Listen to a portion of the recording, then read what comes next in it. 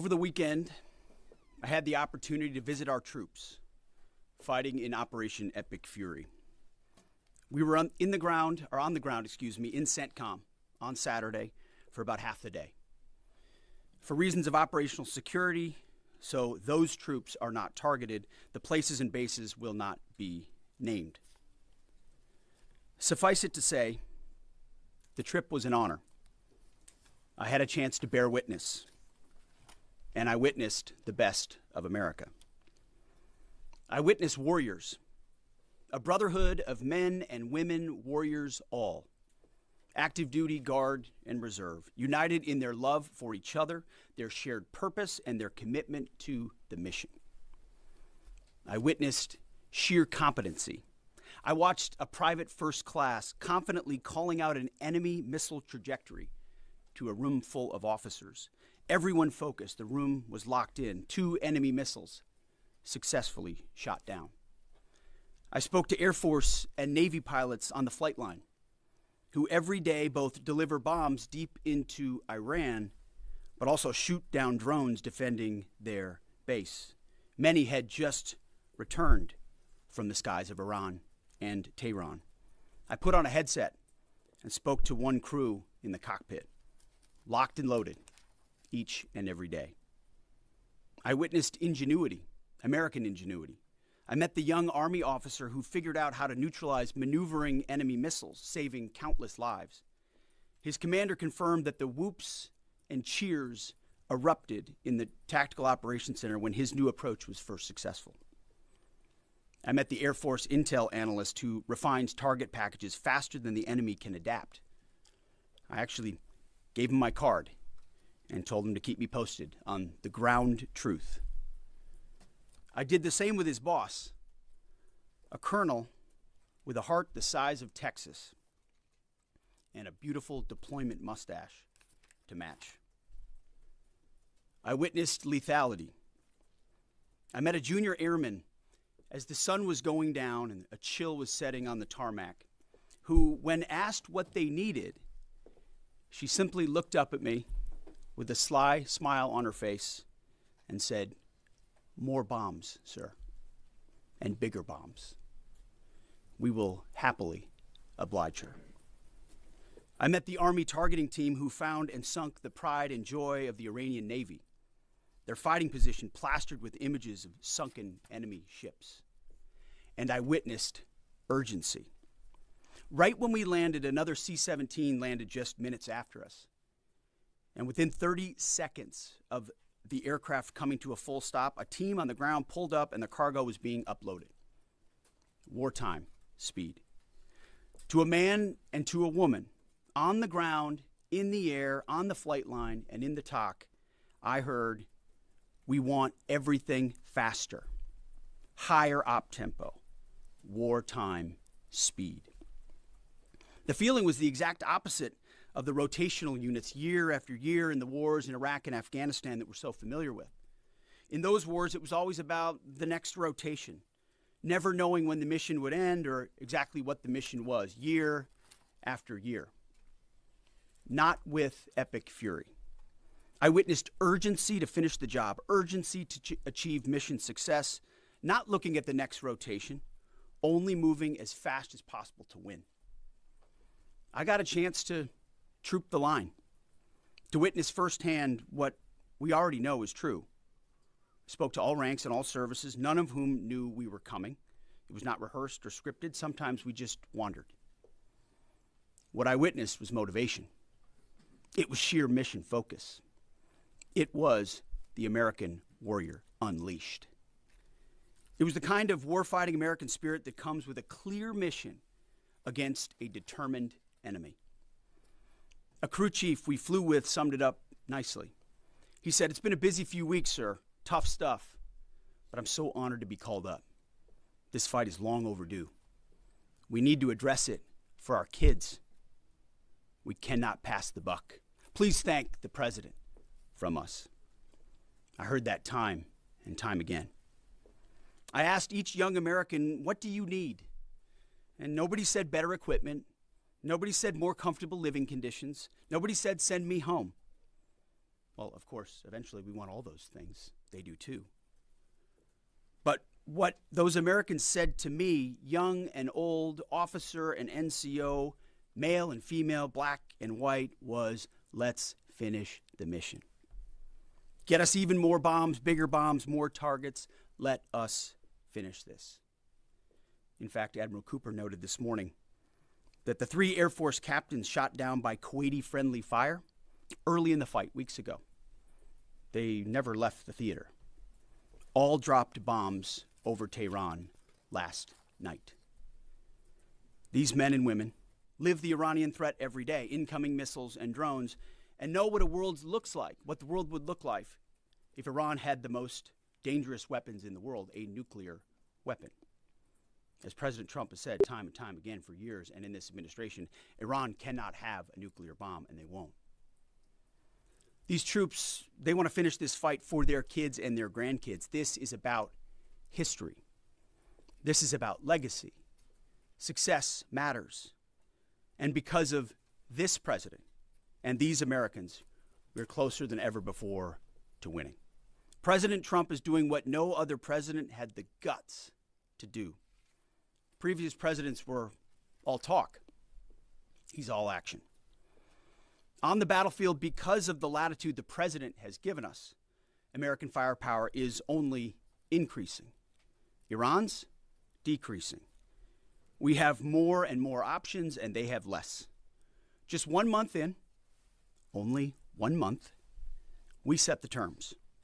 The upcoming days will be decisive. Iran knows that, and there's almost nothing they can militarily do about it. Yes, they will still shoot some missiles, but we will shoot them down. Of note, the last 24 hours saw the lowest number of enemy missiles and drones fired by Iran. They will go underground, but we will find them. We recently destroyed another one of their command bunkers. Leaders forced to flee. No water, no power, no oxygen, no command and control. Their faith in their caves diminishing. The latest intel is clear out of CENTCOM. Our strikes are damaging the morale of the Iranian military, leading to widespread desertions, key personnel shortages, and causing frustrations amongst senior leaders. Just last night, we had 200 dynamic strikes alone. Dynamic strike is a strike where a pilot leaves, and during their flight, they get a new target set based on real-time intel given to them. A new launcher, a new location, a new troop formation. A dynamic target is one that changes while you're in the air because of improved intelligence. 200 dynamic strikes alone, in addition to the pre-planned targets. The video the president posted last night of Esfahan, an ammo depot struck by U.S. bombers. You see, you don't get to see many of those videos because, as a reminder, Iran has still shut off the internet to 99.9% of its population. But if Iran is wise, they will cut a deal. President Trump doesn't bluff, and he does not back down.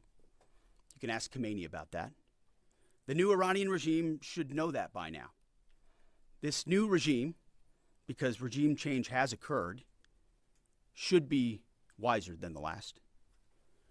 President Trump will make a deal. He is willing. And the terms of the deal are known to them. If Iran is not willing, then the United States War Department will continue with even more intensity. Standing here this morning in this briefing room, in my mind's eye, I'm actually looking out at the groups I met this weekend. The pilots, the logisticians, the intel analysts, the targeters, the sustainers, the flight crews, the air defenders, the base security, those maintainers who we walked up at sunset with the chill in the air on the flight line.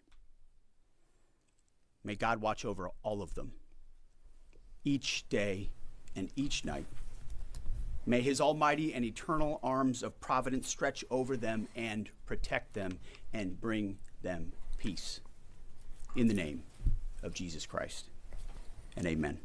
Mr. Chairman, over to you. Thank you, Mr. Secretary, and good morning, everyone, and thank you again for being here. As operations continue, I remain deeply grateful for the service and determination of 2.8 million members of our joint force, each of whom are serving something greater than themselves. every day those deployed, and in many cases those at home who are deploying forward, and bomber pulses and others, put themselves in harm's way, and we owe them a deep debt of gratitude. I remain especially grateful for our fallen who gave the ultimate sacrifice. We'll never forget their valor and their determination to do something greater than themselves. And each day we continue to earn what they've given to us. This morning I want to share that yesterday the Joint Force had the honor of participating in the burial of Colonel Clarence Emil Bud Anderson, who passed away in May of 2024 at the ripe old age of 102. He was laid to rest in Arlington Cemetery yesterday morning alongside his wife of 70 years, Eleanor, who he married on February 23rd, 1945. She passed away in 2015 at the age of 92. Bud, yesterday, a legend to our Air Force and fighter pilots everywhere, was honored with a combination flyby of F-35s and a four-ship of P-51 Mustangs. He was one of the most prolific flying aces of World War II and the highest-scoring P-51 ace with 16 and a quarter kills in his squadron and in his group. And he served from 1942 to 1972, and his last combat tour was flying F-104 Thunder Chiefs over North Vietnam. For anyone that had the chance to meet Colonel Anderson, you knew what an incredibly special man he was. And that's true for each and every one of our World War II vets who become fewer and fewer with each passing day. They are the greatest generation and give us the gift of an incredible example as we execute Operation Epic Fury today. And Colonel Anderson, we mourn for your loss, and remember that smile on the right side as you went out to do our nation's business. I'd like to now share an operational update. Our Joint Force continues to focus on our military objectives as we systematically continue to degrade and destroy Iran's ability to project power and threaten stability beyond its borders. First, the Joint Force continues to destroy Iran's ballistic missile and UAS capabilities. We remain focused on interdicting and destroying the logistical and supply chains that feed these programs. And this remains a truly joint effort, prosecuted around the clock from air, land, sea, space, and cyberspace.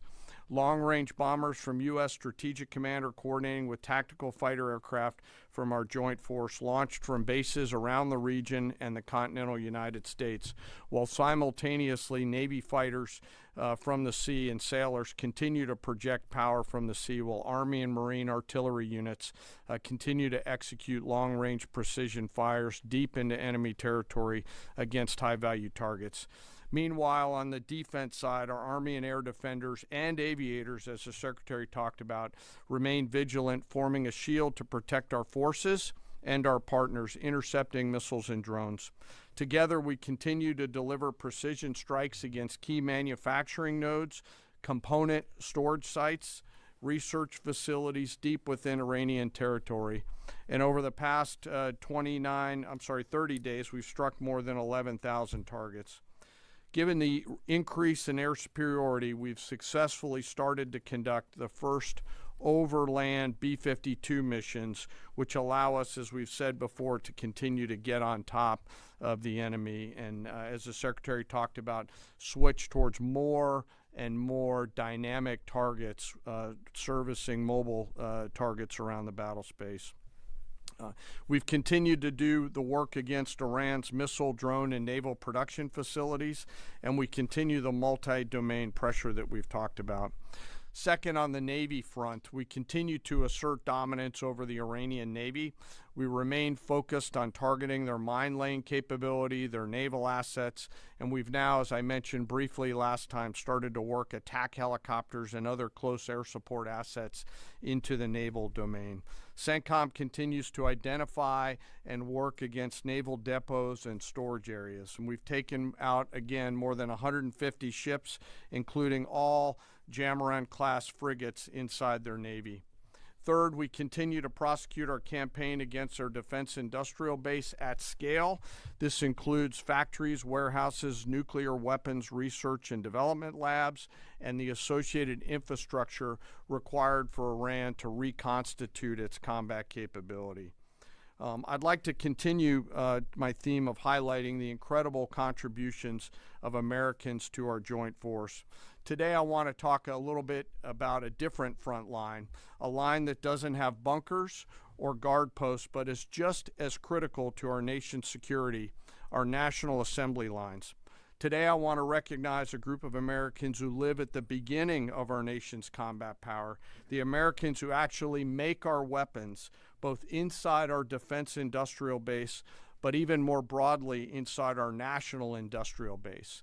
In every military option, we could not and cannot do our jobs without the men and women across our country who show up every day around the clock to a factory floor, a workshop, a laboratory, who build the weapons and capabilities we need to project American combat power at the time and place of our choosing. These great Americans, and I've had a chance to spend some time with them when I was in the private sector, are the core of American combat power.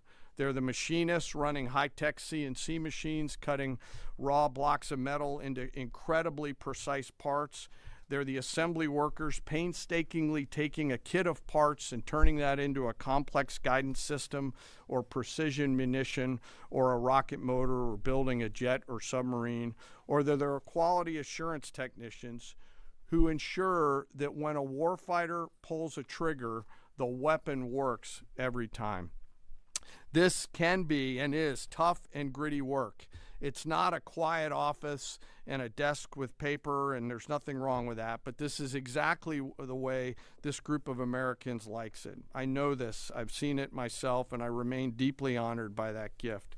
It's often loud and dangerous work, demanding, requires absolute focus for hours at a time with deep commitment to get it right every single time. It's hands-on work where one uncaught mistake or deviation can put an American's life at risk. A single misplaced wire, a microscopic flaw in a weld, incorrectly calibrated sensor could mean the difference between mission success or mission failure. The difference is measured in the lives of our sons and daughters who we put out around the field and on the field of battle. We rely on and trust in these great Americans, and it's not just their manufacturing skill, it's their innovative minds and their entrepreneurial spirit. From those who build exquisite capabilities down to the mom and pop machine shops all over this great country, they live at the beginning of and the core of America's combat capability, constantly adapting, constantly improving, constantly learning. And there are examples of this throughout history and current days, to include building things like the F-117 stealth fighter, the B-2 stealth bomber, making our combat capability undetectable over the enemy, to today's B-21 and F-47. It's work like in the shipyards of the East Coast and Northeast side of the United States that go out and build America's nuclear submarines that allow us to patrol around the world at the time and place of our choosing. These innovators, these workers, these incredible Americans don't get the same glory as a fighter pilot returning to a carrier deck at night or an artilleryman sending rounds downrange, and yet they show up every single day, and without them, we could not do the work that we are tasked to do. 24/7, they build the tools that we need to do our business. The skill, the commitment, the patriotism, the dedication poured into every piece of combat capability and hardware is seen and felt out at the edge of the force, as the Secretary talked about those young bomb builders out in the desert that he had the chance to see. You can see it, you can feel it, and it's real, and we're deeply grateful. So to the American workforce out there, both inside our defense industrial base and in our national industrial base, thank you on behalf of the Joint Force. We carry the weapons that you build. We rely on the systems that you create, and the distance from that factory floor and that assembly line to the front line is incredibly short. Thank you. Keep it up. And to our adversaries out there, I remind you to beware of the American workforce. We continue to press forward in our military objectives. The Secretary and I remain deeply humbled by the spirit, tenacity, commitment, and grit of our 2.8 million member strong joint force. I want to, as always, thank the force and their families, and as always, remember our fallen. We carry with them and their names every day. Sir, I'll turn it back over to you. Well, thank you, Mr. Chairman. Two things. He didn't note it, but in memory of Colonel Bud Anderson, the chairman himself flew his F-16 to honor him recently. And thank you for highlighting the defense industrial base, the arsenal of freedom. It's worth noting no one has rebuilt that defense industrial base faster and with more purpose than President Trump in his first term. And now we're rebuilding the arsenal of freedom. Our defense industrial base is more vibrant today than it's been since World War II and growing rapidly. Contrast that with Iran, whose defense industrial base is nearly completely destroyed. Their ability to reconstitute the weapons of war they're using now that they're hiding in underground facilities and attriting over time, their ability to rebuild that is negligible. And I think that contrast is an enduring legacy of this as well, right here. Thank you for your time. We've had some signaling that the U.S. will retake control of the Strait of Hormuz. At that point, what military posture will be imposed to guarantee safe passage for our allies, deter our enemies, and demonstrate U.S. dominance in the region?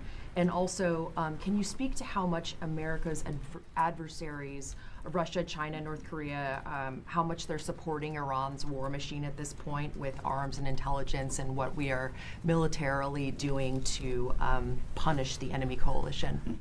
Appreciate both questions. On the Strait of Hormuz, there are many more vessels flowing through today than there were, as the president has arranged. The president's been clear to Iran, open it for business, or we have options, and we certainly do. And when you look at what the chairman laid out with the Navy industrial base, with coastal cruise missiles, with UAVs, with counter-mine capabilities, we've been focused from the beginning on attriting and defeating those capabilities and limiting their options.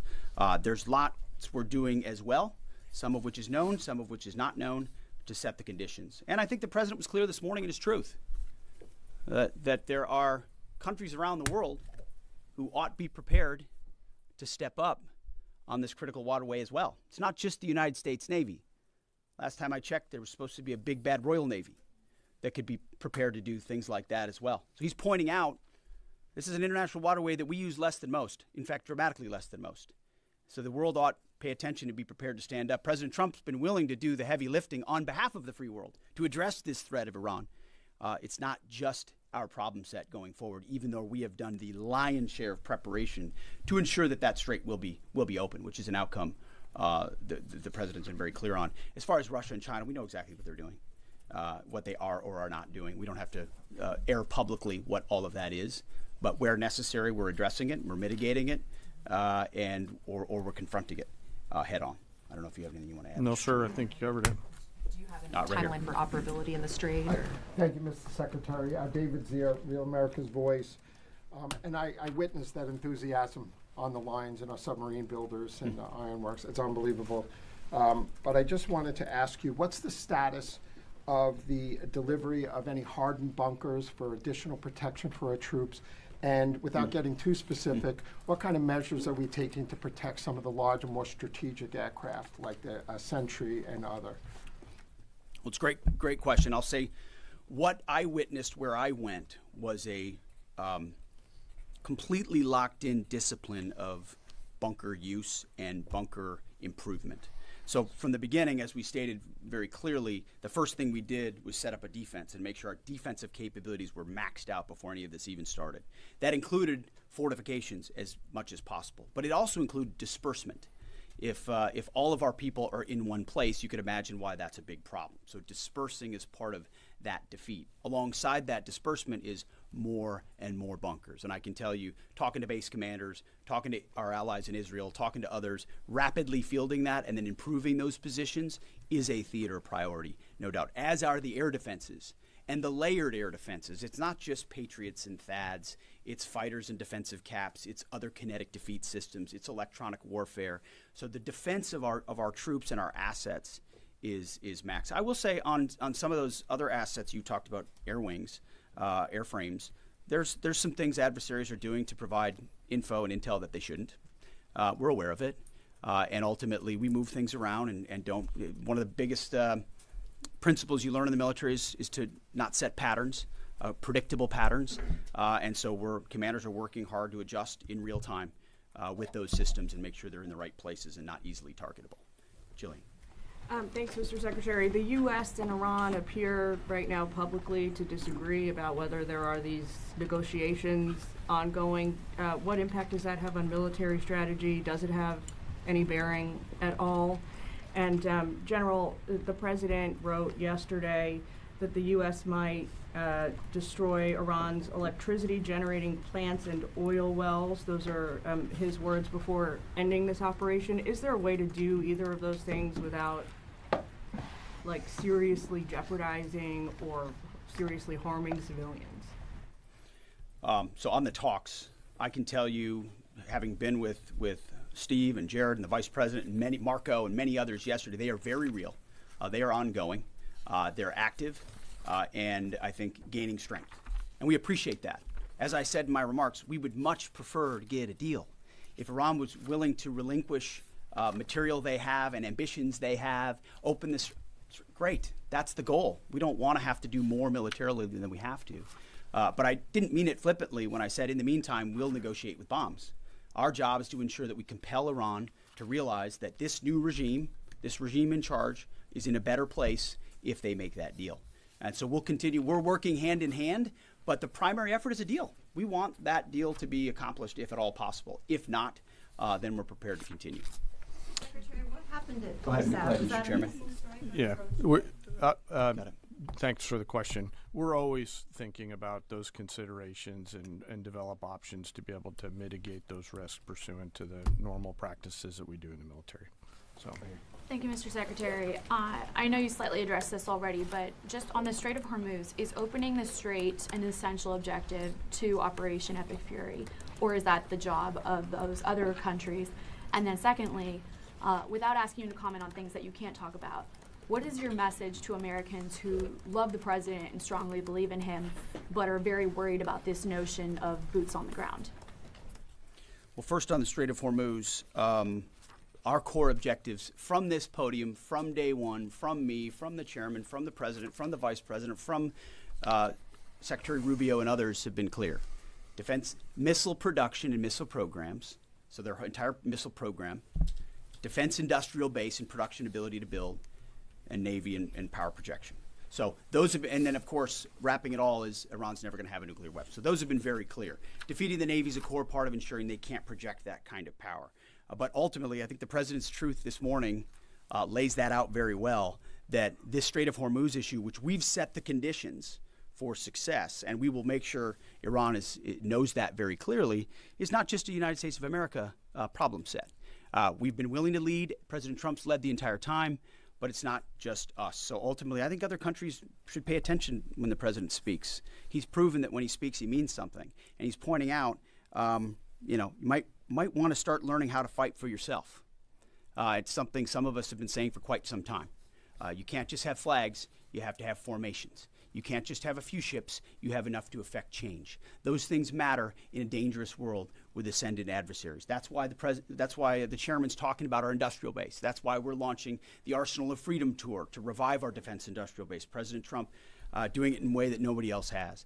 As far as President Trump and boots on the ground, I don't understand why the base, which they have already, they understand, wouldn't have faith in his ability to execute on this. Look at his track record of pursuing peace through strength, America first outcomes. And what he's simply saying, and it's exactly true, and I've said from this podium too, we're not going to foreclose any option. You can't fight and win a war if you tell your adversary what you are willing to do or what you are not willing to do, to include boots on the ground. Our adversary right now thinks there are 15 different ways we could come at them with boots on the ground. And guess what? There are. So if we needed to, we could execute those options on behalf of the President of the United States and this department. Or maybe we don't have to use them at all. Maybe negotiations work, or maybe there's a different approach. But the point is to be unpredictable in that. Certainly not let anybody know what you're willing to do or not do. But if anybody has internalized the lessons of Iraq and Afghanistan, as the first one, President Trump, to call them out for what they are, he's not going to repeat those lessons. And I think I've been very clear about that from the podium. Yes. Thank you, Secretary Hegseth. A question for you and then a question for General Caine. You said we're a month into the Operation Epic Fury. How long until the objectives are achieved, and is there a scenario where a deal is struck before the objectives have been achieved? And then for General Caine, there's been lots of media coverage that suggested a ground invasion is imminent. What other purposes might the soldiers and the Marines who have been deployed over to the Middle East serve in this conflict? Well, just like the previous question, it's sort of military 101. Don't tell your enemy what you're willing to do or not do, and don't tell your enemy when you're willing to stop, especially an enemy that likes to hide in bunkers and try to hoard their missiles and hope you'll wait you out. So that's not a question I'm going to answer, or the president has said definitively. We have our own goals and guidance and things military objectives that we're moving toward and things that we look at. And as he's articulated, he's said 4 to 6 weeks, 6 to 8 weeks, 3. It could be any particular number, but we would never reveal precisely what it is, because our goal is to finish those objectives. And we're well on our way. And the chairman and I look at this every single day. It will be the president's determination, and the president's determination alone, when those objectives are complete and when it serves the interest of the American people, to cut that deal, to make sure that Iran doesn't have a nuclear capability, and ultimately that our objectives, or our interests, are advanced. I don't know if you want to add anything. No, just to answer your question, Reagan, the range of military options that those forces can offer are extensive, not just limited to what you mentioned in terms of forces on the ground. And I wouldn't want to take away the president's decision space, but there are a multitude of things, not the least of which is Iran should note that they're out there and that they are a pressure point, and so they should carefully consider, I think, at the diplomatic level, not my job as a chairman, but at the diplomatic level, to consider what's in front of them. Jerry. Okay, Mr. Secretary, the U.S. government and IC assessed for many years that Iran is protecting al-Qaeda senior leaders, including the current Emir Saif al-Idil. Does the U.S. assess that he's still in Iran? Has he fled to Afghanistan? Is he on a target list? And Mr. Chairman, based on CENTCOM figures and open source, Iranian daily missile barrages and drone launches have indeed dropped dramatically since the start of the war, but they're not at zero. And they seem to have maintained some level of low but stable numbers. Perhaps they've dropped a little bit more in recent days. How do we get that closer to zero? And what impact is Iran's degraded but still very real capability impacting current and future operations? So I won't speak to a particular target. I'll just say that al-Qaeda remains our enemy, obviously. And there are a lot of people on our target list in Iran. And if they were to be harboring al-Qaeda, they would certainly fit that list. Just quickly, the mobile targets that they have that we continue to service, as the Secretary talked about, the 200 hits that were done last night. That's one component of continuing to lower that. The second and more long-term impact that we're having is the strikes against their defense industrial base at scale, which will not allow them to reload after that. So we do continue to see a trend down. They are still shooting, and we do continue to exert significant pressure against both sides of that system. Mr. Secretary, thank you for the question. Do you still believe, you said previously that the Iranian leadership would surrender. Do you still believe that? And is the United States still committed to NATO's collective defense? And to Chairman Caine, could you give us a sense of your thinking about the legality of striking desalinization plants if the president were to order that? I will just say that any mission that ends on our terms, you want to call it a surrender, call it a defeat, call it what you want, we remain committed to a conflict that ends on our terms and the president's terms. There's no doubt about that. And as far as NATO is concerned, that's a decision that will be left to the president. But I'll just say a lot has been laid bare. A lot has been shown to the world about what our allies would be willing to do for the United States of America when we undertake an effort of this scope on behalf of the free world. These are missiles that don't even range the United States of America. They range allies and others, and yet when we ask for additional assistance or simple access basing and overflight, we get questions or roadblocks or hesitations. And the president's pointing out, you don't have much of an alliance if you have countries that are not willing to stand with you when you need them. He's simply pointing that out, and ultimately it'll be his decision of what that looks like after this is complete. I'll just won't talk about any particular target. This really builds on Jillian's question too, that I don't think I completely answered. But you know, the joint force is the most professional force in the world, and we have numerous processes and systems to carefully consider the whole range of considerations, from civilian risk to legal considerations with any target. And as targets come before us, we run them through the same process that we always do, and always strike lawful targets in accordance with the normal procedures that we use. No quarter, no mercy for enemy combatants, as Hegseth has said. Thank you, Mr. Secretary. Thank you, sir. Thank you, Mr. Secretary. Thank you. I appreciate it. On Sunday, President Trump said that Iran's first regime was all destroyed and the second one is mostly dead. And the third regime that we're on right now has been much more reasonable in negotiations. Do you agree with that assessment, and why? I would defer to the negotiating team there.